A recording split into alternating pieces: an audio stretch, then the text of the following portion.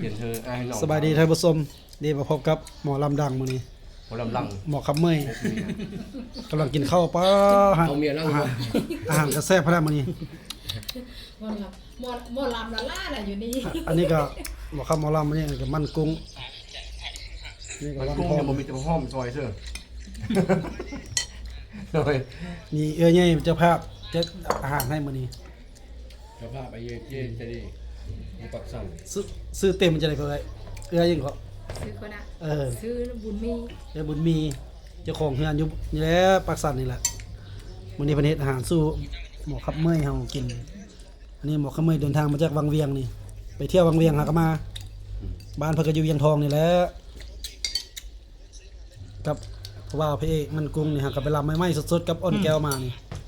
ยังขายอัลบั้มยังขายบ่หมดปานนี้ ได้เงินหลายโพด เขาเบิ่งบ่ ยังขายบ่หมดแผ่นซีดีที่อัดไปนะแต่วันนี้กินข้าวก่อนเจ้านายซีมีการขับรำเด้อท่านผู้ชม กำลังไม่ฟังเลยก็ ให้กินข้าวก่อนแกงสิ้นงัวแซม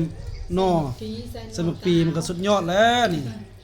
เซโนซาอีก มากินข้าวเลยกินข้าวเลย มีเจียวอันนี้ เจ็บ แกงงัวใส่นอกบุญเอาไว้ อันนี้ไม่หยังก่อนนี่ ซื้อหมกปี ซุ่งปี ยำมะปี อ๋อ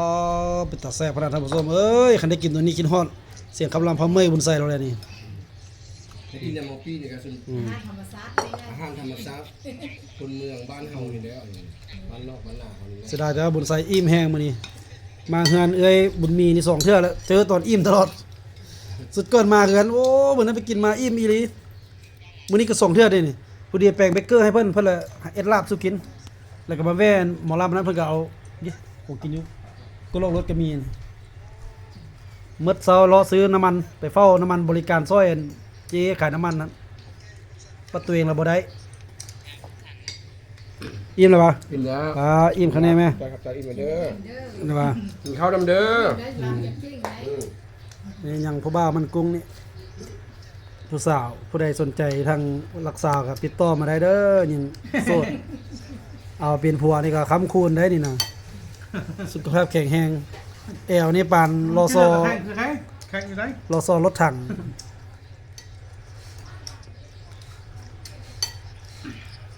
เอ้าพวกเอ้ยกินมาแล้วเหรอ กินอยู่ เอออิ่ม มี แล้ว เวียนข้าว อิ่มแห้งแล้ว หัวหน้าอันสัมภาษณ์คุณกำลังกินข้าวนั่ง อืม มีคนออกไปเดี๋ยวเจ้ากลับมา เนาะ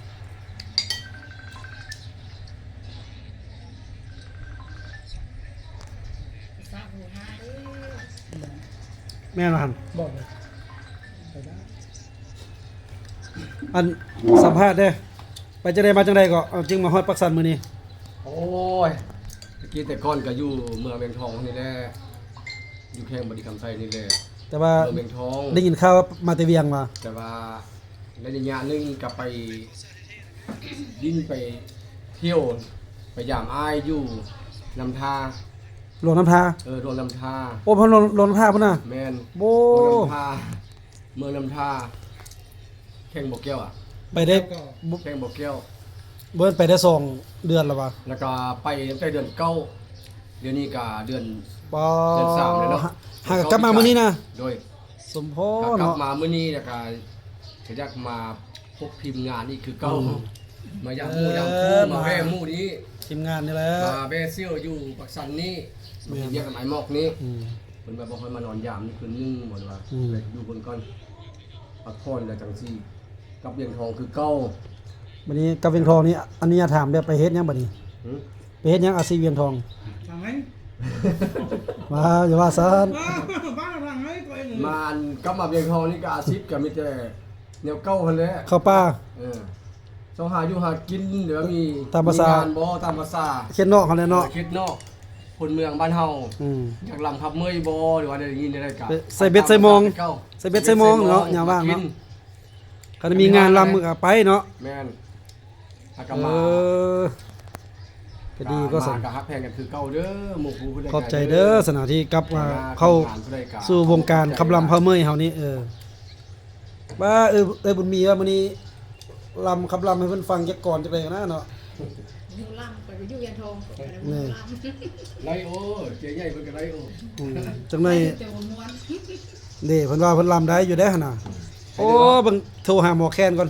ทางปากกระดิ่งขึ้นมาก่อน มันเอาโอ้ขึ้นมาแล้วมันกุ้งหมูตอบจัง โอ้เป็นแท้เนาะ เอาบ่ ส ม่ อ วน บสอบลำได้ลำสมุทรว่าสวะ กายซะว่ามื้อนั้นน่ะไปปากกระดิ่งน่ะ สาวผู้สาวน้อยจังลำ คันผู้ใดเอาแก้ซะบ่อยากลำได้สว่าน่ะอยากลำใส่ผู้ยังน้อยยังนุ่มได้สว่าน่ะ ว้า โอ้ เกิดลำปานนั้น ขอละว่า ผู้ใดก็ได้นะ คนงามใจลำ ลำใส่กันก็ได้นะเพื่อจะได้ผู้งามๆเพิ่นว่างามๆก็สิได้จ้างเข้ามาพิเศษนั่นแหละ ครับใส่หมดคะแนนแค่เสียงคอดี เนาะ เอามื้อนี้เราว่าประธานเสี่ยวบ้านน้องมึงเนาะ แม่น ๆได้การการ เบิ่งว่าสิโทรหาหมอแคนเสียงลาก่อนเนาะ ห้องนี้กลับมาได้ละ มาให้เอ้ยบุญมีลำ บ่ลำได้คอยอ่ะ และจะก่อนจากใดก็ จุกอุ่น ฮะ ป้าไปจุก ไปยวน เอ้ยลำเลยโอ้เจ้าภาพเจ้าเฮือนไปบ่อนอื่นโอ้กอบส่วนเจ้าของเฮือนจีใหญ่ใจดี จังลำเด้อบ่ได้ลำจะเทือสิ เพิ่นก็ลำเดี๋ยวเขาก็7-8เดือน9เดือนเดี๋ยวพอได้ลำเทื่อก็อยากลองเบิ่งนี่ว่า ป้าไปจุกอุ่นเสี่ยว เสียงคอเป็นจังเด้อจินี่น่ะมันยังลำได้บ่ยังเป็นบ่ดื่มหมดแล้วบ่ให้เลย อันนี้อ๋อคำเมยมันกรุงกำลังบำรุงเข้าอยู่จังในสิลำจาก5ก่อน ได้ ซ้อน กินได้สิเว้ยน้อยความลำบ่มีเลย โอ้ปัญญาเพิ่นดีอยู่ได้ต่อเนื่องกันดีอยู่ได้ เนาะครับอู้เราส่งค่อยพังครับเขาบ่ได้พังเป็ดกุกจำปายนะอยู่บ้านกลางนะเขาทำให้ คักอยู่ได้ เขาก็พังอยู่ดี ทำขึ้นนั่นเนาะ เขาทักบ่เชื่อโอ้โคตรพลาดแล้วเสียวดีอยู่ด้วย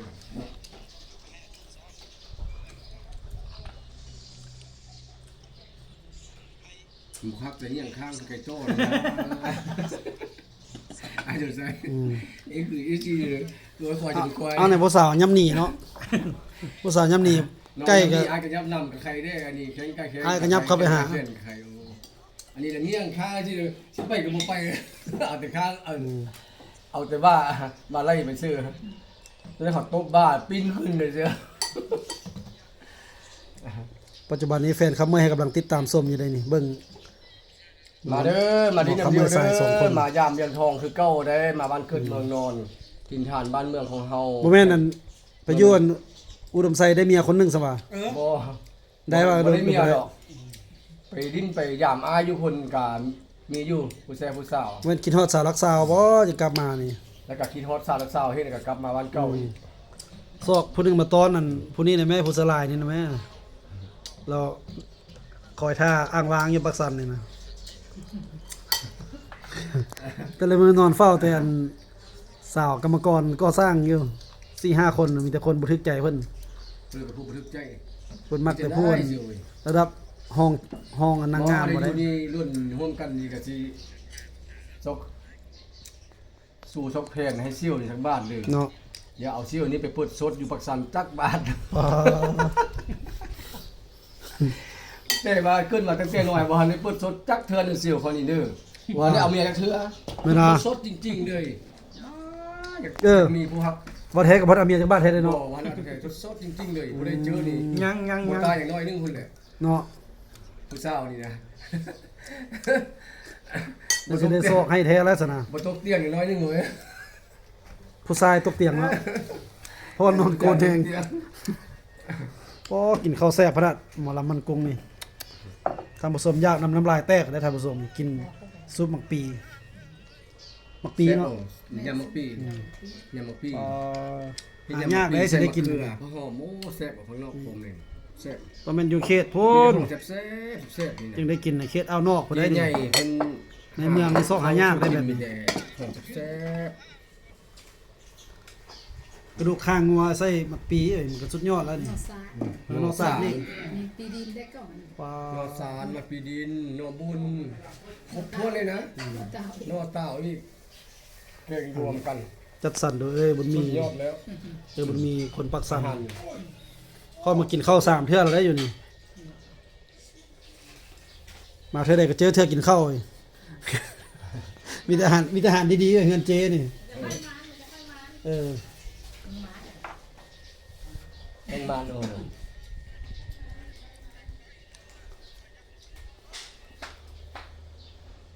จังได๋มึงโทรให้อันเท่าเสียงล่าเนาะ แล้วหาไปเล่นบอลบ่อนหนึงเนาะ นั่นน่ะ เล่นเฮือนหัวหน้าเสียงอ้อนบ่หรือว่าเล่นอยู่ไส อันนี้อยู่ใส่ บอลที่มันหอมๆเย็นๆฮะ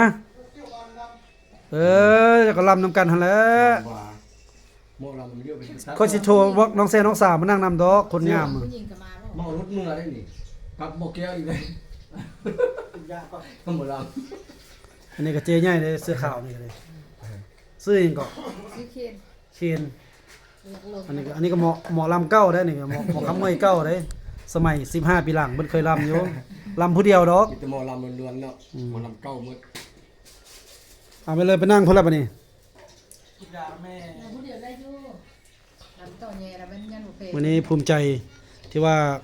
วันทองกลับคืนหวนคืนมาสู่วงการขับลำเฮาขับลำเฮาเมื่อยเฮาที่บริกรรมไส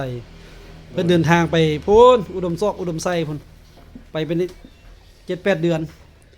ไปฮอดพุ่นผู้หญิงบ่ฮักแท้เพิ่นว่า ไปบ่รอด เจอคนใจดำเนาะ ที่ฮอดเมียเก่า อืม กลับมาคือบ้าน กลับ เก่า คืนมาบริกรรมไสเฮาคือเก่านี่แหละมาขับลำอยู่ที่ซ่องบุญไสคำพุทธเฮานี่แหละเนาะสองซ่องนี่แหละคือเก่าทันลำอยู่ซ่องใดก็ลำบุญไสทันก็ไทยคำพุทธทันก็ไทยสิก็เป็นการสร้างสรรค์สีสันวัฒนธรรมเสียงขับลำเผาเมยประจำแข่งบริกรรมไซก็คือประเทศลาวนี่แหละเนาะให้ทุกคนได้รับฟังผู้ที่มีความคิดเสียใจคิดฮอดผู้แบ่ผู้สาวก็ฟังขับลำอันนี้ก็รู้สึกว่าม่วนสำหรับเผาเมยเผาแทงเผาแมนสับสนเนาะโอ้หมักหุ่งคือว่ามักงามเท่าว่า ดังท่าเลยหัวหน้าแล้วเพื่อนจะมึงมีสู้กินก่อน บอกมาแม่ เพิ่นมาย่าง เฮ้ยมีนั่งกันยังมีนั่งมันสิออกเลยบ่ฮู้ที่ฉันบอกอยู่ โอ้ยกินได้อยู่ ได้มีนั่งอ่ะ เดี๋ยวไปเบิ่งกันหมอขับเมยครับป๊อบบางมีมึงดู โอเคอยู่มันคือ เอาเดี๋ยวห้องแม่ป้องห้องแม่บ้านเราอยู่ห้าได้เป้ามานาเลยเด้ แหน่เพิ่นเอาเป่าอยู่นะมา มือค่อยสี่พี่น่ะมา เด้อผู้ใดบ่เคยเห็นชีวิตวิถีชีวิตตัวจริงของหมอขับเมยมันกรุงเลยมันเห็นบัดนี้ละ มันยามถ่ายให้พ่นป้าเราน้ อันนี้มันชีวิตจริง ตอนที่บ่ได้ขับลำอันนี้ก็ปอกบางมีกิน มันปัญญาทางคน มันมีเอ้ยบุญมี โอ้ยปอกบางเพิ่นบ่หั่นปอกหน้านึงก็ได้เออ มาอยู่ปักสันมาเท่าที่เดือนเศร้านี่น้อย เออ สาวแยกกับบุรี เงินเดือนออกแล้วมันเหลือแต่ 10,000 กีบการนั้นหมดเลย เว้ายอกซื้อได้ท่านผู้ชมเว้ายอกเพิ่นจะซื้อที่แท้มันก็ยังเหลือหลายอยู่เพิ่นจ่ายมาแต่ 10,000 ประหยัดเงินไว้ขอสาวรักสาวนี่ล่ะบ่เพิ่นเอามักแห้งสาวไม่มั่นนั่นน่ะ ำกินต้องมีเด้อสาวมันเด้อ มักยังบ่ทันเห็นตัวจริงเสียงจริง ได้เห็นภาพก็น้ำตาสิไหลแล้วคิดฮอด มาว่าน่ะค่อยเหมาะสมใต้กันยังหัวสแตน เห็นตัวจริงมันอันสลบเลย โอ้ยพอดีไปกับทีมฮอดเฮาทีมฮอดมาอยู่ บอกอีแม่มันยังหน้าอยู่หั่นน่ะ บ่หามช่องชาตินวดเอาเมียก็ยิ้มมันก็เอาไปขออยู่ใน2ซิ่วนี่นะมาที่นี่เลยอะไรอยู่นี่เลยเนาะออกจากไอ้หม้อมันไปนอนแดกเก็บอยู่ใกล้อยู่นอกป่าเฮ้ย บัดนี้ห้ามมีจักกันได้บัดนี้ ไป ไอ้หม้อมันไปนอนยังป่าอยู่เลยมัน มัน ก็ ก็ผู้มักกะเรือสิเว้ยทำการผลิต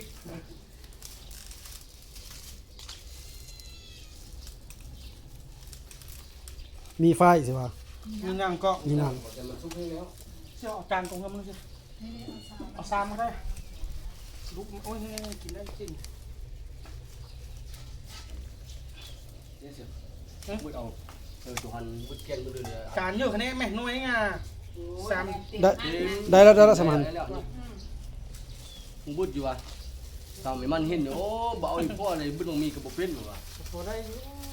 เด้อไม่มั่นเด้อคันเห็นก็คอมเมนต์มาหาเด้อ ตามไม่มันนี่ มักเจ้าเฮงกว่านี่นะ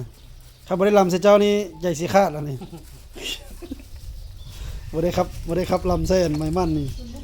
แต่บ่มี ภาคเสียงของเสียงลำมากำลังใจเด้ บ่มีโอกาสได้เจอกันซื่อๆเด้อนี่เด้อ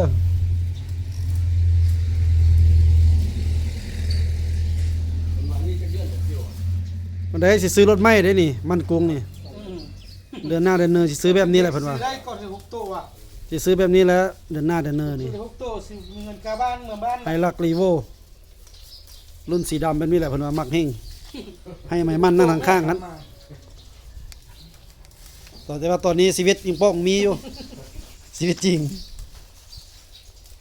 โบราณก็ได้บ่บอก ล้างเรื่อย เนาะล้างสะเมือกกับบ่มี ช่วยนะมีเจ้าเรื่องไม่ทุกอย่างเนี้ยตัดท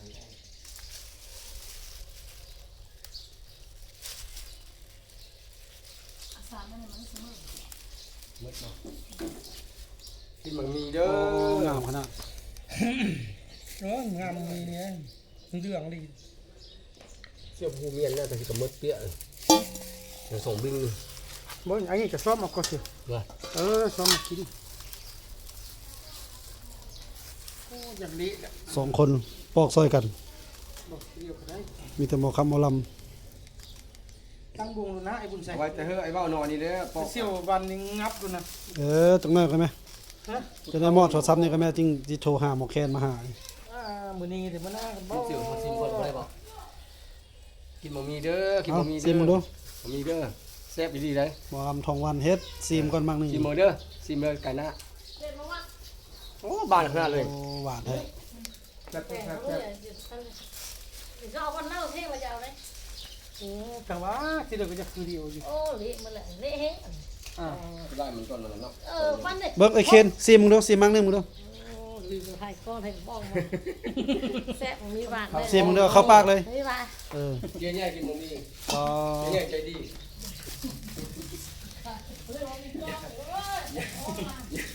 ยามันกุ้งบ่ได้ติดเสี่ยว จังไหนก่อนบุญใส่สิซิมนำนี่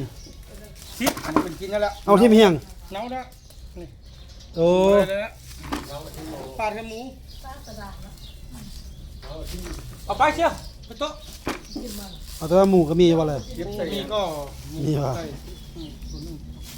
และนำมาพี่แล้วนี่นำมาหา2จานพี่มาให้เอ้ยบุญมีซิมมึงดู เด้อกินบะหมี่เด้อแซ่บเด้อบะหมี่แซ่บเด้อ หมอลำยะ อย่าว่าจังซั่นเลย เดี๋ยวเอาเนี่ยเลย เดี๋ยวซุป มือละ8ซองมือละ8ซองนั้นเมียแขนคอตาย เนสดีได้ มือละ8ซองรู้ลงมาบ่เห็นมือ4ซองบ่ ปลาได้กินแล้ว ก็เลยเอ็นเบี้ยมันซุปเพราะ มึงไม่แค่คือล่ำ ละ ทำมาทุกอย่างเลยเลี้ยงเคียวโอ้ทุกคนแม่ เด้อกินบะหมี่เด้อแซ่บเด้อ เปื่อย กินบะหมี่อยู่ปักสันเด้อ มากินบะหมี่อยู่หันกินใหญ่ใจดีเด้ออยู่ปากซ้ำ ใหญ่ดีเลย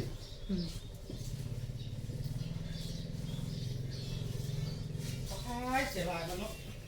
เดี๋ยวยังเราสึกว่าเขาต้องกินมัน มันขาดต้นเลยว่ะสุกขาดต้นเนาะ แม่นสุขายตัว เปิดเลยรดน้ำกูมึง ผมพวกมามันมีอันนี้อ่ะเวลามันต้องพวกมุ่ง พร้อมแต่จะพร้อมแต่สุกยะหนูมันเนาะ ท่านผู้ชมแฟนครับนอกจากนี้มีหมูหุ้งอีกเลยนี่ข้าวปลาย่าง มีแต่อาหารธรรมชาติ มาใหญ่นี่ก็เด็ดจากต้นสดๆเมื่อกี้นี่เลย กินข้าวแล้วกินของหวานนี่มาหุ้งมีโอ้สุดยอด หมูแก้มหมูหุ้งยังมีมาอื้ออีกแท้ๆดิหมูอื้อแท้เลยดิ ของหวานของหวาน มีแต่ของธรรมชาติมีมังมอนอีกนี่มีมังมอนอีกได้นี่นะ มอนต้องได้จับไปใกล้จะเห็นมากน้อยเนาะมอนส้มหรือว่า มังมอนบางนะ อ๋อมันง่ายขนาดมอนเห็นอยู่บ่นี่ท่านผู้ชม นอนมาล้างพ่อมังมี ครบถ้วนเลยสุดเลย มากินข้าวยามเพื่อนเจ๊ใหญ่ใจดีเพื่อนมีกินข้าวยิ้มแล้วกะมีของบานอีกแบบนี้ สีมันสองมาก หมักมอนแล้วก็หมักมีแล้วก็หมักหุ้งหลายอย่างแล้วก็มีซาดีพร้อมเลย สวัส เพิ่น ดี มาสู้กิน โอ้หวานเนาะ บ้านธรรมชาติเลย ใครอยากกินนำเลยว่ากินนำจากกรุณามาดินนำได้เด้อ นครกิมมู กดไลค์กดแชร์ให้เลยเด้อ ไปปั้นอันที่สาวซีรีกินกันเด้อ เอาไปเนี่ยเอาจานนี่เลยจานนี้ไว้กันเลยนะ ม อัน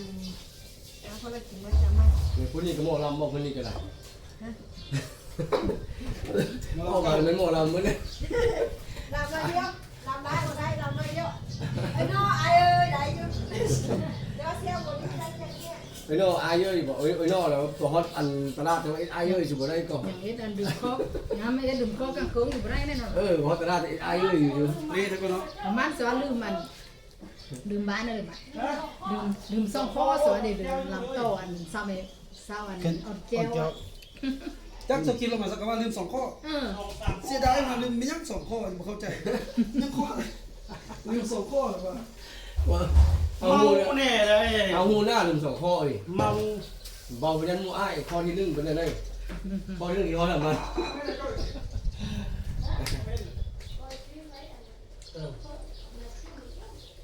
บ่ยาก กูสาวเอาแก้วคน4ได้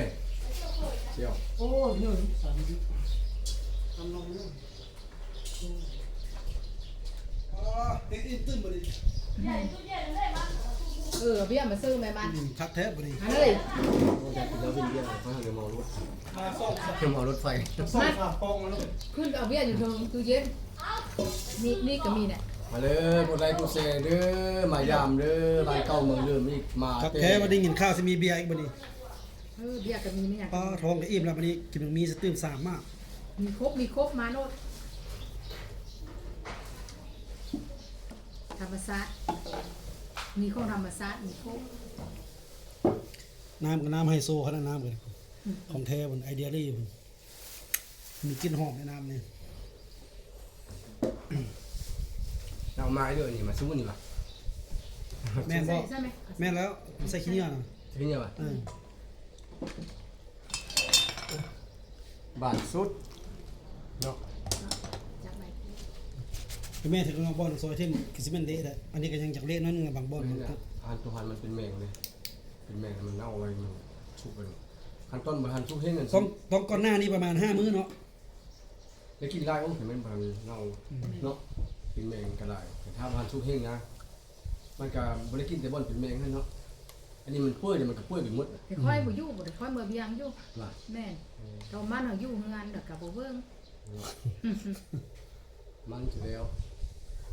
คน โซ โซ่ ไปแล้วเล็บทางนี่ต้องรอเล็บทางมันเรื่องยินเสื้อนะไทยผมออกเซี่ยวรอเล็บทางเขาเพื่อนยินเสื้อเลยไทยผมออกมาตัวกูแบบผู้สาวกูบ่ได้ได้เซี่ยวเลยมาชวนไป5แล้วบ่แม่นทำเนี่ย เอาจ้องมาจ้อง บ่เป็นโฆษณาเด้อนี่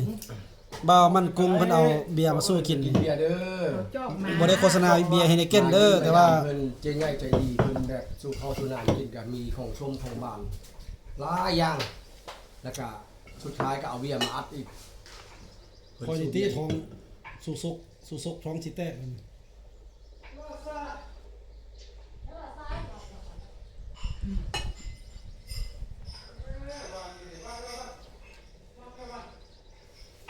ขมูลำเนื้อเห่าหมูเขาตั้งไว้นอกเลยเขาอยู่ได้ สิไปลำได้แคนบ่มี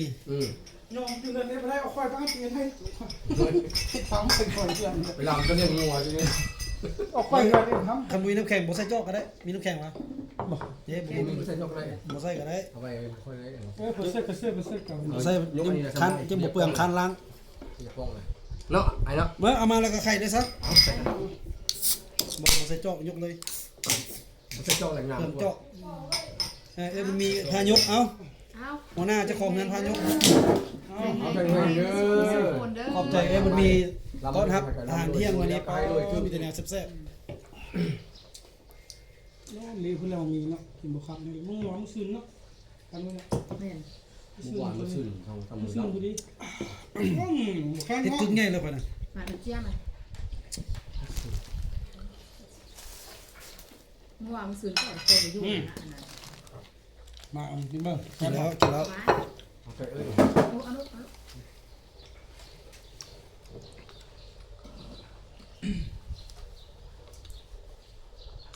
นอนอยู่แคมป์น้ำกันตีมะเร็ง ยำได้เป็นนอนยำเชี่ยวอันบน ไปนอนค่อยบ่อยู่เฮือนบ่ สลาพักใจนอนใส่กันได้บ่เป็นยัง เอาเคยนอนกันได้มื้อนั้นคืนนึงเลยมันคือสดแจ้งแล้วค่อยเมื่อแต่เช้า มัน เลย คงมาแล้วนี่ไฟนี่มัน เออ ผู้สาวมานอนจักคน มื้อนี้จะนอนดมเดียวมื้อแดงเนาะ คุณสะบอมไปเบียร์ข้างคุณชาท่านร้องไม่เหมือนเลยมั้งคือวันนึงเนี่ย เดี๋ยวเฮียบอกมาเพิ่นก็ให้เงินอยู่พวกละเล็กน้อยไปกินปิ้งเอ็น สาวโมลำพูนซี่บ่มาดินมายามนำบ่มาแต่ อ้าวยกแข็งแห้ง นำทา มึงนั่นนะสาวมันหนาเลยจะใส่ไปโทรหะ เด้ โอ้เพิ่นเสียแท้เสียร้ายได้บือลำอยู่ ฝากคอมเมนต์หาไม่มั่นเด้อไม่มั่นเอ้ยยังจมหาเจ้าบ่แล้วอยู่นี่ เซต5เลย ว่าบ่ได้ลำบ่ได้ขับเมื่อยตอบเจ้าแล้วมันเดือดใจแห้งเกือบแขกคอตายคันคนบ่ดึงไว้น่ะ คอยยังเดือดใจอยู่ได้คอยน่ะอยู่เพียงพอมาในลำสาวๆมันจักเถื่อ นั่นนี่ก็เหลือใจอีก เป็นหมอลำมาได้10ปีเกือบฮอด3ปีแล้ว เสร็จแท้บ่ดี สาวมันจัก หู เถื่อ ฮ้อนบ่แล้วเนาะอยู่รักษานะน้องออ จากลำโตเบิ่งสบายเลยว่าโอ้เพิ่นสิทึกใจบ่หรือบ่ทึกใจหั่นนะ คนงามเด้คนงามน้องออ ให้ เด้ โตให้หมดเนาะสมมุติว่านะ บ่ได้เห็นก็อยากเซยส้มอยากเซยซิด น้ำซาว น้ำยามีลูกแล้วนั่นกินแล้วมีลูก กินกับไล่น้ำยาของเวียดนี่ดีเบิดทุกสิ่งทุกอย่าง เนี่ยมันจะใส่ทีมึง แม่น โอ้กินสิบ่มีลูกซะบ่นี่ อันหัวหน้าย ามันจะเบียดตัวนี้ บ่แกเป็นเสี่ยวกินนี่เพิ่นสิเซายาเลย อิ่มตื้มอีกบัดนี้เอามา เอ้าลอง น้ำ บ้า ซาง ปลายาแล้วเสี่ยวไว้กินนี่มันปลาแล้ว น้ำซาดีนี่ ดีหมาทุกแนว แม่เคยบุญมีว่าน่ะ เอาไปได้เป็นยัง เอามือนำละยาไป มีส่วนตัวเหรอวะผมมีผู้หญิงผมนี่ มื้อนี้ว่า ครอบส่วนมีใคร ก่อนลุงเสียงอ่อนแม่ผู้สาวแม่ ไม่ได้แต่เป็นเสี่ยวมันกุ้งลำโตเดียว คุณผู้สาวงับเสียงลำนี่ กันนอนรวมกันได้จะเสี่ยวมันกุ้งเดียวนอนรวมกันลำโตเอาลำชุดเดียวนี่มันว่าอาบ2เสี่ยวนี่ก็ลำโตเขาเป็นผู้หญิงอุตส่าห์เขามาซั่นนี่ ค่าบ่มีแท้ปักสันนี่น่ะยอมคันไปปักกระดิ่งล่ะใครอยู่มีอยู่ เที่ยวซีเที่ยวหัน แม่คันอยู่ปักสันแล้วมันยอม เอ๊ะแต่เกียดท่านเขามักมู ปักสันนี่มีแต่มีแต่สิมีเอ้ยบุญมีนี่แหละผู้เดียวนี่แหละผู้เอาคือนี่ เพื่ ล่ะ อนมีเป็นบุญ โบราณทุกท่านบ่มีเนาะ เจ้าเรา บ่ บ่ รู้ เพื่ เฮื อ อน น เนาะ นะ เพื่อน เนาะ มีไอ้เสืออ่อนเป็นลำม้วนคือเรื่องนี้เรา เนาะ ลากก็ว่าสิขับอยู่มื้อนั้น ดำม้วนก็ นี่ โอ้ ค่อยอย่างลำบุเป็ดกินเรื่องเรา บ่ป้าก็ลำเป็น จังได๋โทรหาเราเลยบ่ แต่ว่าอะไรประกอบส่วนกันมันในป้าก็ไม่ได้ครบส่วนส่งคน ออกส่วนบุเป็ดที่น้อยกว่า ส่วนมันกำลังโอ้ บ่ตอนนี้มันก็ยังอาการร้อนอยู่ประมาณคล้ายค่ำลงแรงนะ6-7โมงน่ะเหมาะสมอันนั้นน่ะตอนนี้มันก็บ่คือมันร้อน6-7โมงเลยเซตหาเราแล้วถ้าเราว่าโอเคก็ไปหาเรา มื่นก่อน มื้อก็เป็นกลางเว้นมื้อนี้ก็สิร้อนอีก มือกับตั้งมือให้ ผู้มีเวียกก็สิไปเวียกมื้อนี้นะอาศัยตอนหัวแรงกลางคืนนั้น ใช้เวลารุ่นไหนซิโอ้ยบ่เมาก้ามื้อนี้เมาจะสู้มื้อเนาะ โอ้แต่ว่ากลางคืนก็ค่าได้เนาะมื้อไปเฝ้าฐานทัพ ไป เนาะ เลยไปน้ำ10 โมงขึ้นมา ตั้งจุกอยู่หั่นเขาเอ้ยนั่นเป็นผู้สร้างส่วนเลยอย่าสร้างส่วนนี้เด้อ เอ้าเอาบ่มี เอายกเลยแข็งๆเด้อแข็งๆเด้อทำด้วยคือกระดาษแข็งๆข้างหั่น ตำรวจจะได้เลขบ่ถึก อยู่ดีเด้อยังบ่ทันถึง ซื้อแต่25ออก15แล้วได้แต่ข้างเคียงนั่น ยังบ่ทันฮอดมือวุ่น อ๋อวานซื้อ25แต่ตัวเบิ่งตัว8,000บ่น่ะบ่ฮอด10,000ซื้อ8,000ไปออก15ได้ข้างเคียงด้วยเงินคืน16,000กีบกระดอก25นี่มื้อนี้มีแฮงอยู่มื้อนี้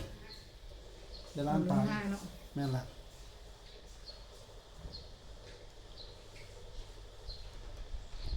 ต้องสาวได้ถึงเป็น60ฝ่ายละ เอาเสื้อมานั่งพี่แม่เขากองแม่บ้าสุดๆหรือว่า สองตัวเล็กไทย บ่จะเขากองอ่ะ ยาวเป็นแม่ มึงสาวมันกดได้นี่น่ะ เออ